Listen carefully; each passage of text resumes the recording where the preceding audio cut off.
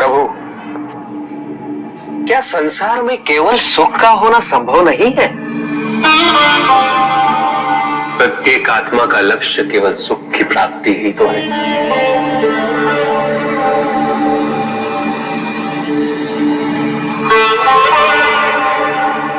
परमानंद की प्राप्ति,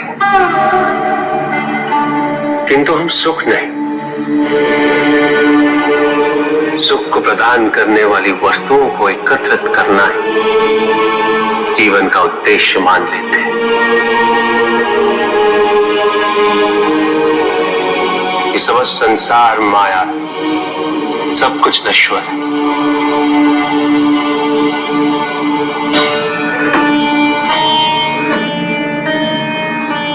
जिन वस्तुओं को हम सुख का स्रोत समझकर एकत्रित कर रहे हैं, वो सदैव नहीं रहेंगे। जो व्यक्ति सत्य को जानते हुए भी लोभ का परित्याग नहीं करते, वो सदैव इन्हें खोने के भय में जीते हैं।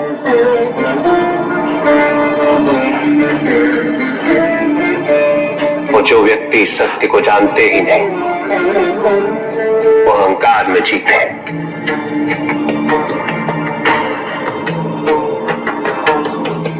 और जहां अहंकार और भय उपस्थित हो, वहां सुख कैसे रह सकता?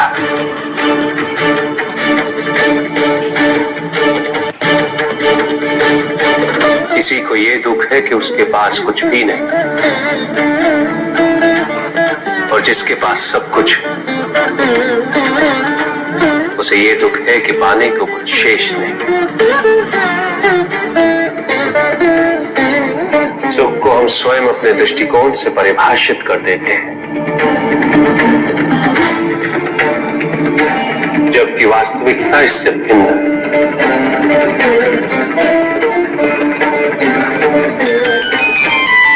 इसलिए आवश्यकता है अनासक्त रहने की। किंतु प्रभु, क्या आसक्ति स्वाभाविक नहीं है? और दुख का मूल कारण भी तो यही है ऋषि भृगु। आसक्ति हमारे मन की शांति को छीन लेती है, उसे भंग कर देती।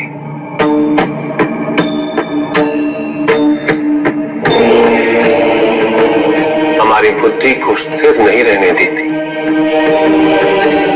उसे चंचल बना देती।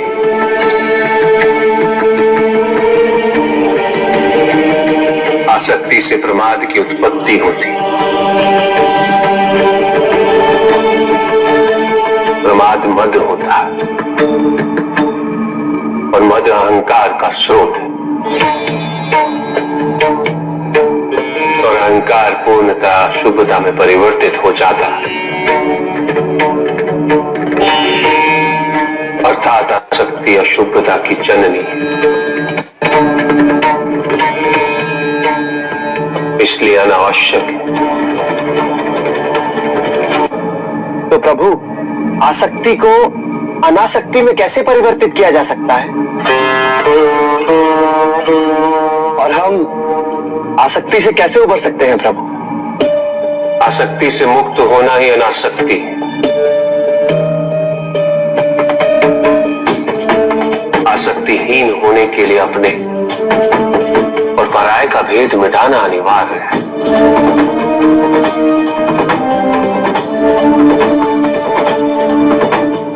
और ये तभी संभव होगा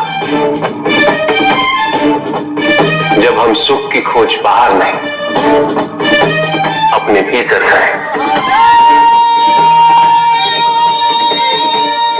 जब हम यथार्थ को पहचानें, उसे स्वीकार करें।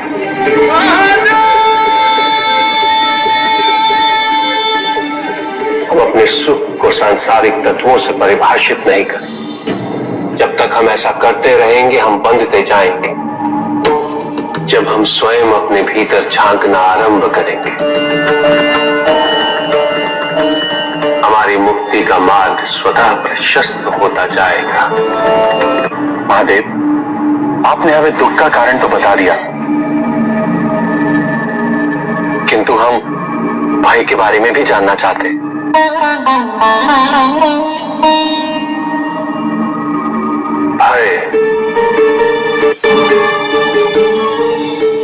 भय का स्रोत है इच्छा।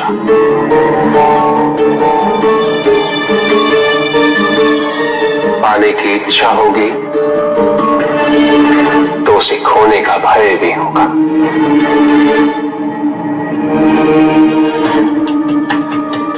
यदि जीवित रहने की इच्छा है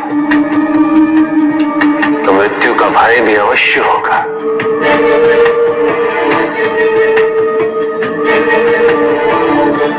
किंतु केवल मनुष्य ही नहीं, देवता, गंधर्व सभी इस भय से ग्रसित हैं।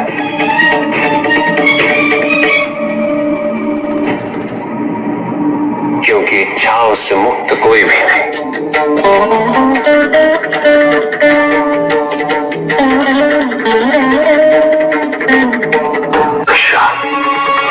ईर्ष्या, द्वेष और निंदा और षड्यंत्र जैसे पाप भय से ही उत्पन्न होते हैं। और प्रत्येक पाप का प्रायश्चित केवल दुख और कष्ट उठाने से ही संभव होता है।